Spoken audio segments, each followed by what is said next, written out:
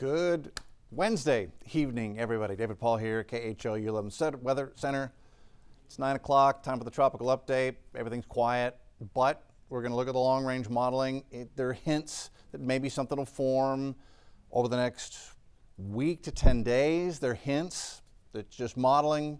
Hurricane Center at the moment thinks everything stays quiet for the next 7 days. We'll look at all of it just real quickly. Set your bearings. We're here. We're on August 19th. So we're into the meat of hurricane season. We're in the statistical ramp up to the peak of September 10th. Quite often this time of the year, we're seeing increased development, increased activity. We're seeing very little out there right now. I think dust has more to do with it than anything else. Will that dust abate? We'll look at the long-range model on the dust here in a second. Arthur, Bertha, Cristobal, the three very weak tropical storms we've had so far.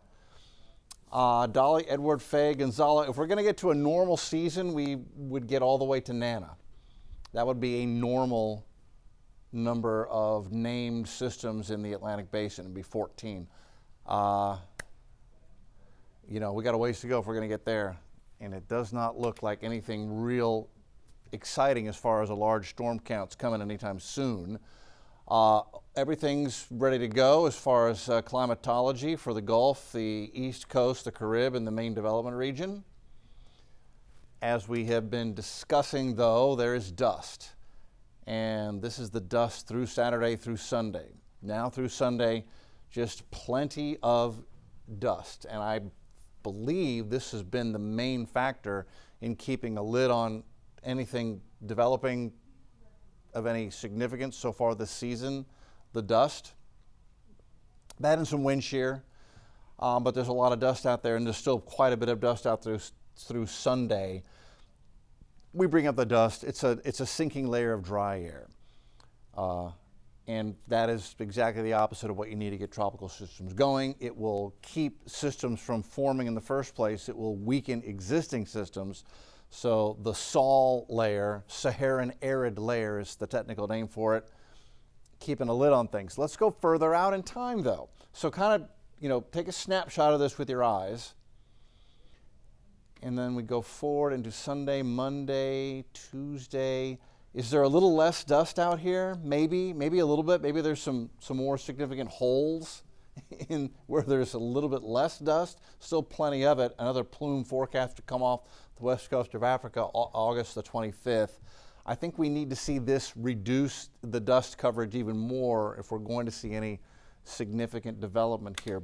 All that being said, the modeling is interesting. Yesterday, if you remember, going out a week in time, the American model, the yellow, was trying to form a little system developed here and then curved up toward Bermuda in 10 days' time. Nothing in the Caribbean or the Gulf, so nothing threatening the United States or we here in Houston.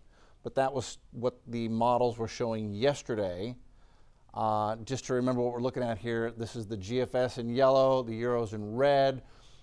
We've filtered out all isobars that are above 10 millibars.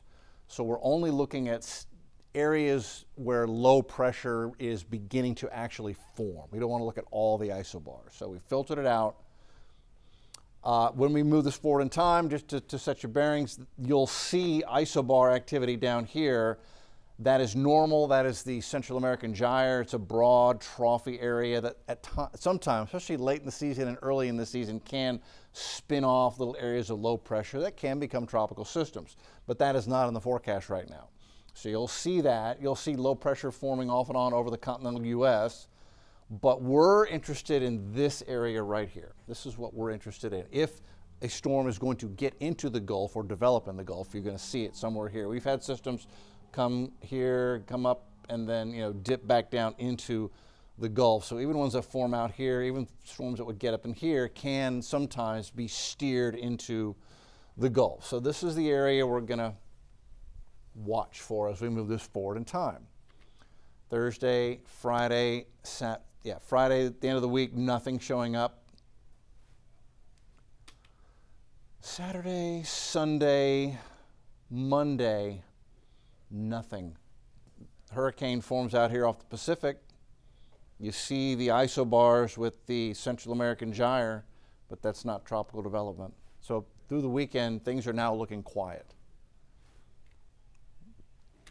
got a couple of more days. Okay, I know you see this. So the American model then going into the middle of next week picks up on maybe a little weak low forming here. That would be a very weak low. Probably would not even be a depression if that were to verify. A little more organization, it thinks, with another wave coming off the west coast of Africa near the Cape Verde Islands. That's a week out.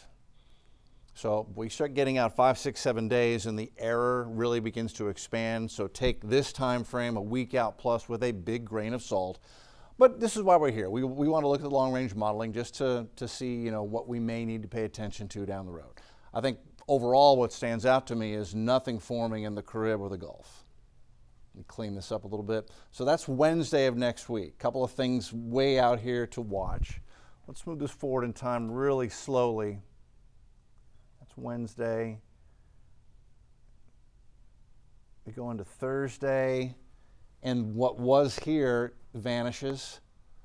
The Euro has a system of some sort out here Thursday of next week, the 27th. Again, we are way out in computer land.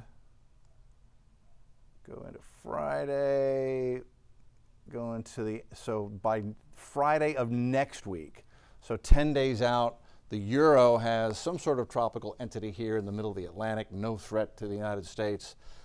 But what it really jumps out at me is, and what I look at first is, there's nothing threatening the Gulf, the Carib, the East Coast.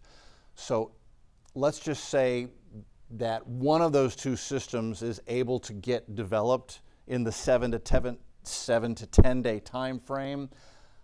If either one of those verifies, we're talking about a system that's way out here. So even that would be no immediate threat to the U.S. or we here in Houston. That's what the long-range modeling looks like. What's going on right now? Nothing. Gulf, quiet. Thunderstorm debris getting out over the Gulf, nothing there. Florida remains very wet and stormy while we roast. Not much storm activity over the Yucatan today, a little bit. Look how quiet the Caribbean is. Just asleep. Remember, there is dust here as well. Thunderstorms over Haiti and the Dominican Republic today. They're fizzling now. Thunderstorm over eastern Cuba came and went. Venezuela, not much activity there today. Over the water is quiet as a mouse. Open Atlantic. So here is a little wave about to come off the west coast of Africa. There is the axis of another wave is right here. But neither of those, even the one over the open water, are showing even a hint of development right now. Just quietly producing some scattered showers over the intertropical conversion zone. At least we've got some thunderstorms out here, but nothing that looks like it's about to even begin to develop at the moment. So big picture, Hurricane Center, they are the world's experts. They look at all of that. They look at all of what we just looked at and many other things, and they're saying no development out here from the Gulf to Africa, no development expected over the next 7 days. So that's where we stand. There's your tropical update here on this Thursday. It's quiet. Enjoy it while it's quiet. If you live on the coast, now's the time to prep. Think about what you would do if we had a big storm heading our way. Where would you evacuate to? What would you take with you? Do you have pets? Do you have supplies ready to go? Grab and go quickly. You can have systems that form right here. They don't give you days to prepare, give you a day and a half to prepare, maybe. This is the great time to think about all of that while there's nothing going on. That's where we stand. Next live broadcast is at 10 o'clock on KHOU 11 News at 10. We'll see you then.